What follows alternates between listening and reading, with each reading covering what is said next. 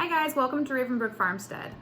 So far on our channel, we've mostly talked about the stead part of Farmstead. So if you're interested in learning more about our house and what we're planning to do with it, definitely check out our house tour video. But today I want to talk more about the farm part of Farmstead.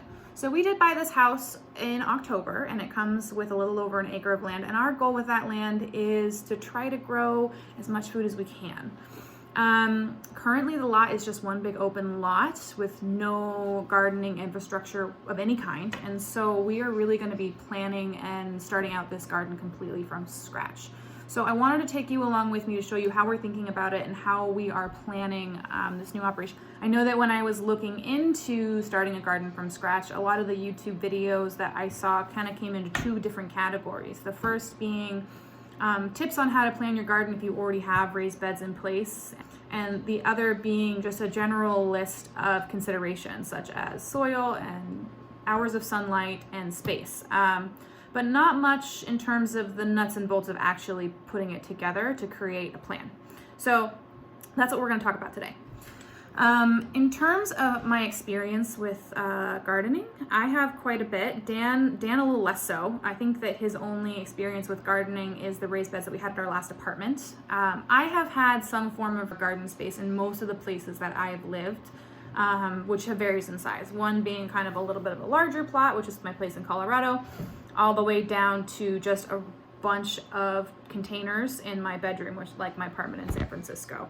So all of the gardening experience that I have independently for my own gardens are small scale, and the planning of them was really dependent on limited space.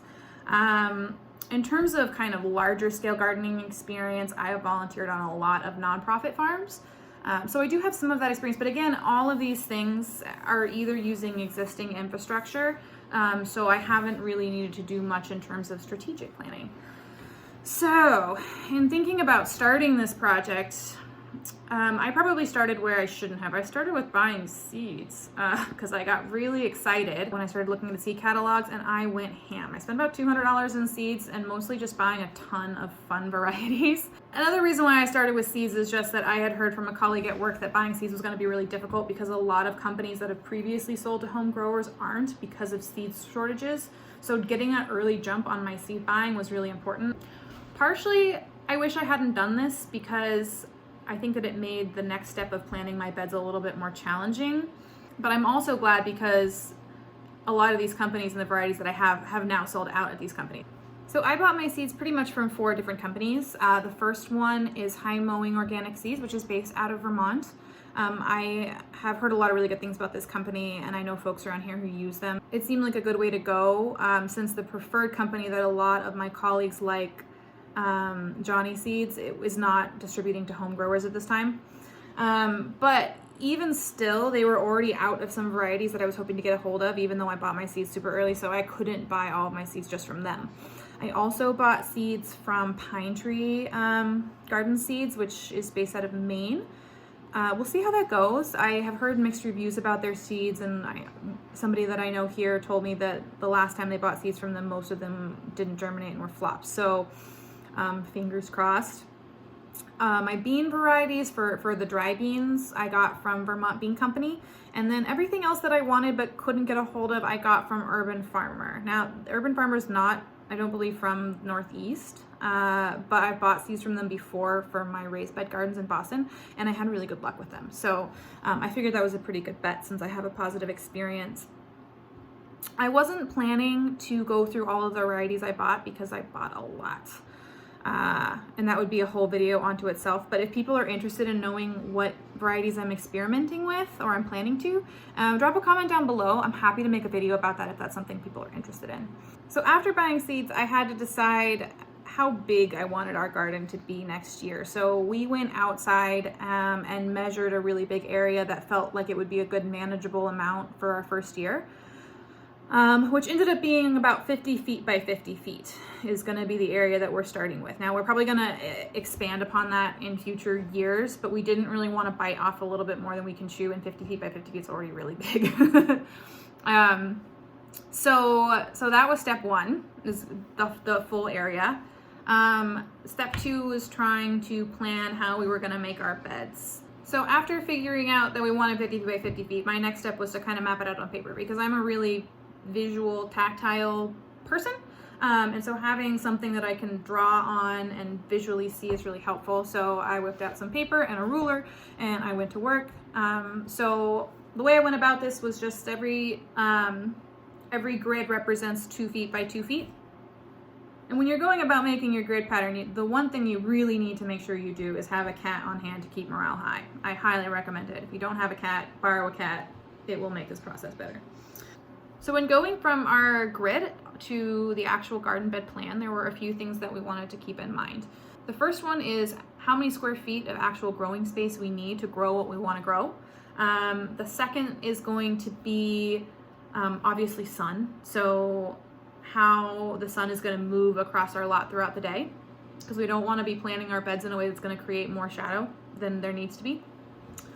And then the third one is any other structural components that we want to have. So whether those components be aesthetic, in terms of making the garden look a little bit more beautiful, or also in terms of building trellises or archways for more vertical gardening.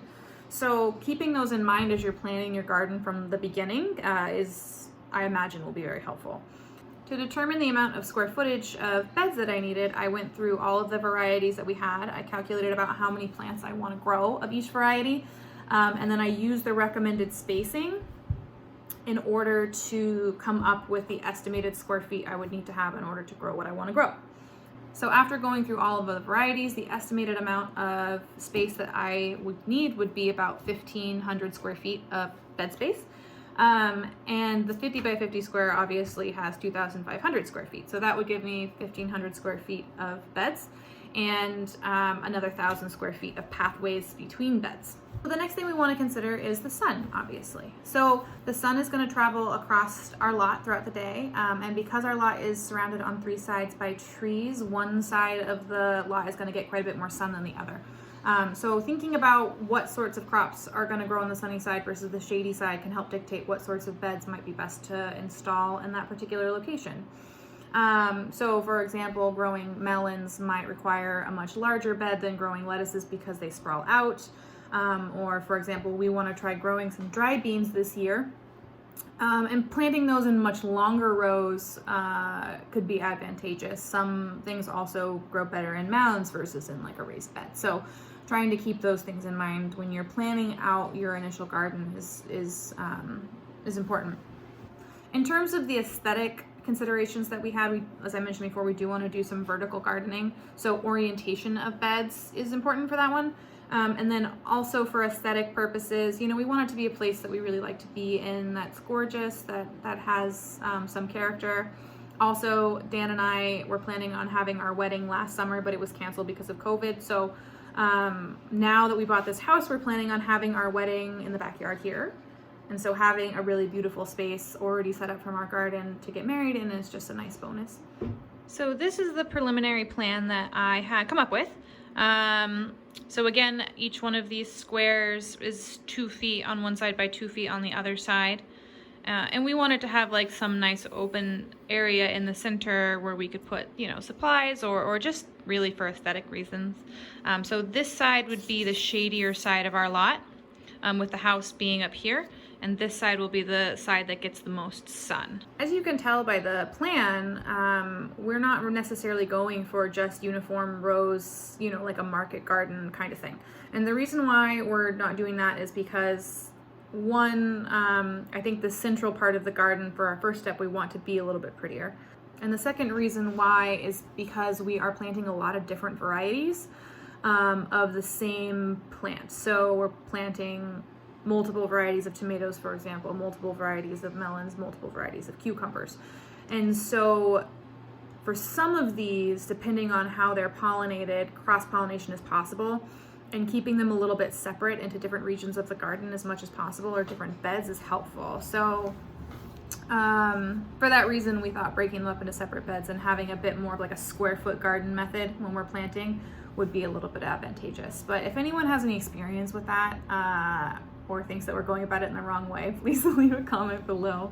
I'm always open to advice or words of warning, because again, this is our first time. Also, all of these beds that I have mapped out on my plan, not all of them will be raised beds. Some of them will be in-ground no-till method beds as well. So this is more of a general layout than necessarily like the finalized version of what that's going to look like. So now that we have done a lot of preliminary work, we've picked out what we're going to grow, we bought the seeds, we've determined how much space we need to grow, and we have come up with a map of our garden. We need to figure out when we're going to start certain crops indoors and when we're going to do direct sowing. So creating a planting calendar would be the next step. And the way that I went about this is by first figuring out when our last frost date is, because a lot of these plants are, when you start them indoors or when you direct sow, it revolves around when that estimated last frost is. And for us here, our last frost date is May 14th because we are in zone 5. So you start with May 14th as your first date, and then you figure out based on what's on the packet when they should be started indoors, for example, and then you count back from that date. Now, certain types of plants are all going to be needed to start on around the same time. So the way that I went about this is I sorted all the seeds that I had into piles based on when they should either be started indoors or when they should be direct sown into the ground, so that I could create my calendar. So this is how I've laid it all out. This is my timeline of planting, basically. So this lower row are all of the things that I could start indoors.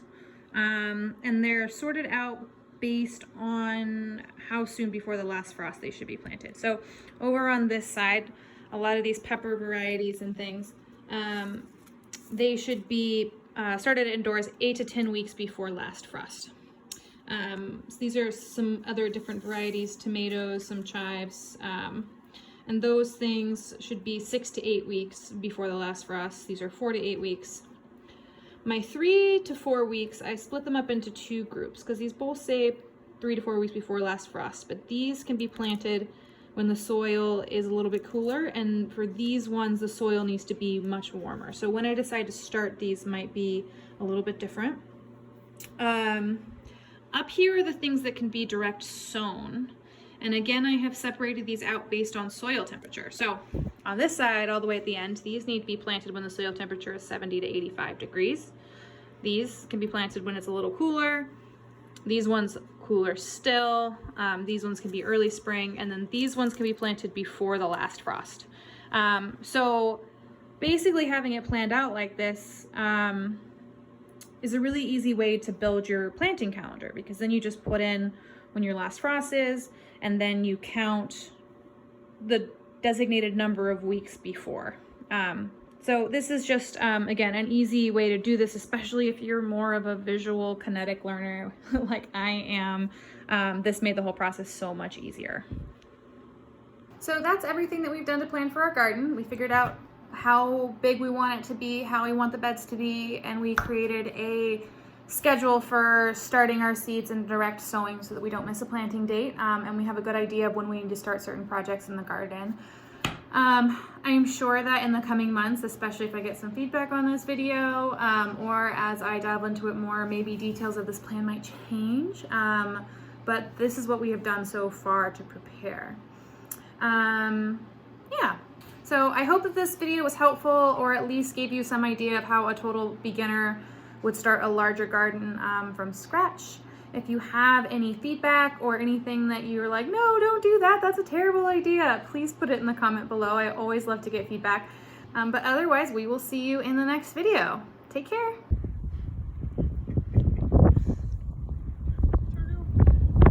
What do you think, Joe? You've been dying to get out here? Nope. Hard nope.